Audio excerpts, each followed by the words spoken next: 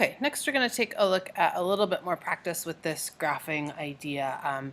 If you don't already have this two-sided page from me or from Mr. Mosley or whoever else is in the room, go ahead and grab one from them, put your name at the top, your name, not my name, as always, and we're going to go through some of these as examples, and some of them I'm going to leave for you guys to do and then turn in when you're done so I can see how we're doing.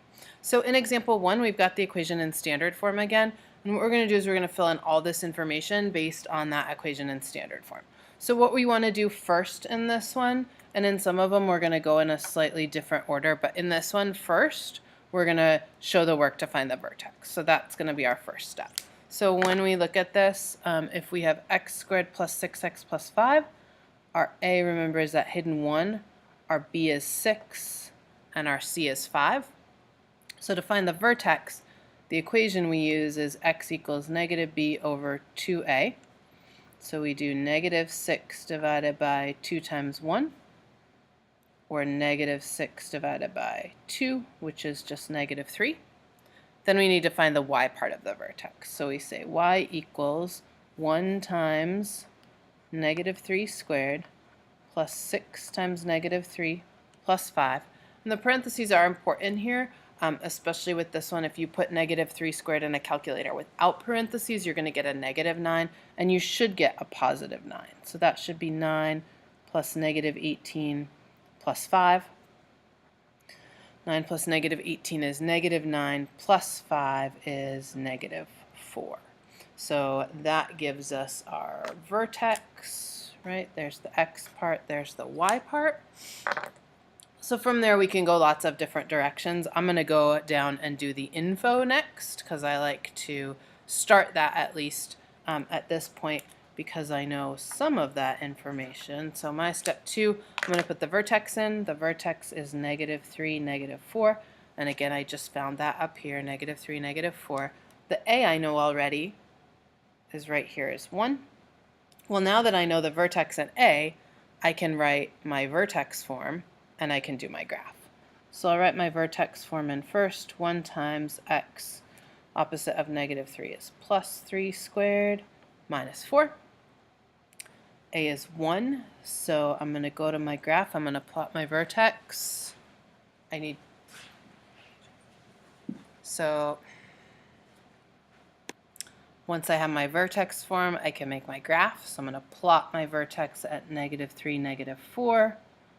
My a is 1, so my moves will be over 1 and up 1, over 2 and up 4, 4, over 3 and up 1, 2, 3, 4, 5, 6, 7, 8, 9.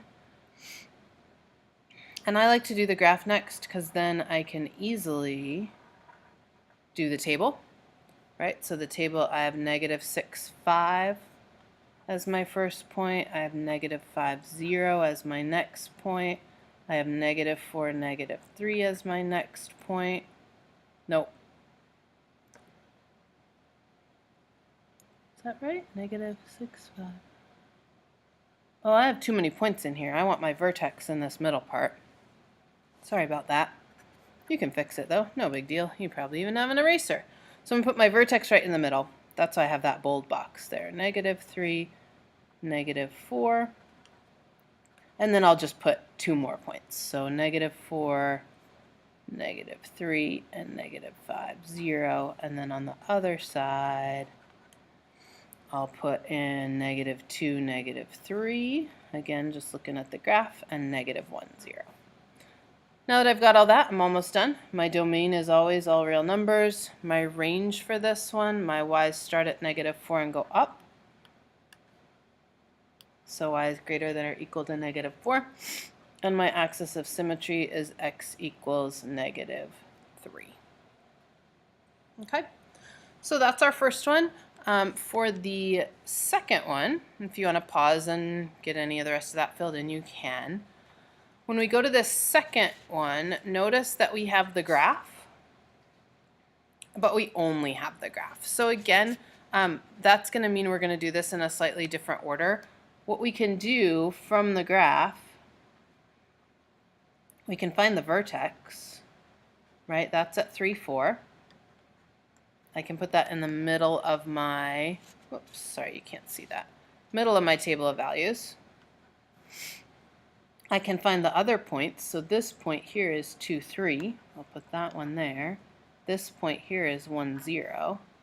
This point over here is 4, 3. And this point here is 5, 0. So I can get all my points. My A, well, when I go over 1 from my vertex, I go down 1. So my A is -1. My domain then is all real numbers. My range, notice it's starting at 4 and going down from there, so y is less than or equal to +4. Again, that also is in the vertex. And my axis of symmetry, that line where the graph is the same on both sides, is at x equals 3. Now that I have all that info, it's easy to write my vertex form. Y equals -1 parentheses x minus 3 squared plus 4. And at this point, I'd like you to take a break. I want you to pause it. I want you to try to do the work to convert and see what you get when you're done. So remember, that's when you use the box to expand that out. You go through the converting, and when you're done, you should get a standard form equation. So pause it now, and we'll come back in a minute with the answer. So, ta-da! The answer you should have gotten, once you get your equation in vertex form, you expand this out, x minus 3 squared, which I did down here. I get x squared minus 6x plus 9. I put that in my parentheses where my x minus 3 was. I multiply it all through by -1, which is what I've got here. I add 4 at the end, and I get -x squared plus 6x minus 5. And that's what goes into my standard form box. So hopefully you've got that. In a couple minutes, you guys are going to be doing a whole bunch of problems like this. Not a whole bunch. You're each going to be doing one problem like this, but you're welcome to look back at this when you get to that. Okay, so let's go on to the back. And again, I'm going to start these with you, but I'm not going to finish them because I want to see how you do with just a little bit of help. So for number 3, we have the equation in standard form, so we got to find the vertex first. So we think about our A, which is 3, our B, which is 12, our C, which is 6. We find the x value of the vertex first by doing -b over 2a. So we get -3 over, -12, -b over 2 times 3. Well, 2 times 3 is 6. -12 divided by 6 is -2. So that's the x part of my vertex. I can put that in a couple of spots. I can put it down here already. I can put it in the first part of my vertex. And then I can go back and find the y. So for the y, I plug in -2. So I do 3 times -2 squared plus 12 times -2 plus 6. Or 3 times -2 squared is 4. 12 times -2 is -24. So I get 12 minus 24 plus 6. 12 minus 24 is -12. -12 plus 6 is -6. So my vertex is -2, -6.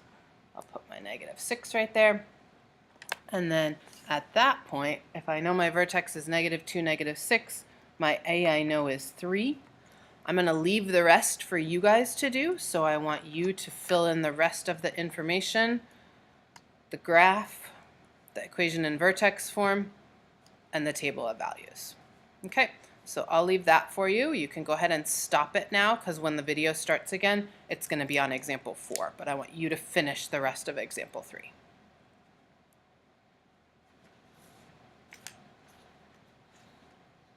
Good work. Welcome back. So now for example 4, notice I didn't put the answers in here for you. I don't want you copying them when you actually have done them on your own. You're going to turn it in. I'll see it later. I'll help you get started on example 4, but this one I'm going to let you do mostly on your own.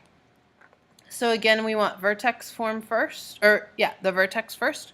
So our A is -2, our B is 16, and our C is -27. To find the x part of the vertex, you're going to do negative b over 2a. So I'm going to let you do that.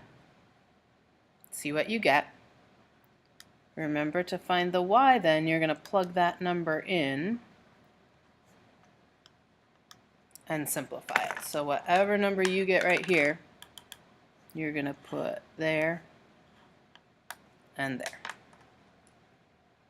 Okay, and then whatever you get from the vertex, you're going to put into your info. Our a is negative 2. I'll give you that much. And then I think you guys can do the rest. It might take some work. You're going to need to use a calculator to do this. So you're going to finish finding the vertex. You're going to fill in the vertex. You're going to draw the graph. You're going to write the equation in vertex form. And once you have the graph, the table of values comes right from the graph. And remember, whatever you get for your vertex is the point that goes in the center of your table. Okay, so take a couple minutes, finish that, turn it into the box, and then when you turn it in, you can go back to Google Classroom and see what your next assignment is. Thank you. Have a good day.